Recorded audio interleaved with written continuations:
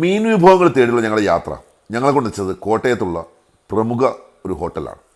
ഇവിടുത്തെ പ്രത്യേകത ഉണക്കച്ചെമ്മീൻ ഇട്ട് വെച്ച വറുത്തരച്ച കറിയും അയല ഫ്രൈയും അതുപോലെ തന്നെ ചെമ്മീൻ റോസ്റ്റും പിന്നെ പൊടിമീൻ നല്ല നന്നായിട്ട് പൊരിച്ചതും. ഇതിൻ്റെ ഇവിടെ മസ്റ്റ് ട്രൈ എന്ന് ഞാൻ പറയുന്നൊരു ഐറ്റം ഇതാണ് പൊടിമീൻ ഫ്രൈ.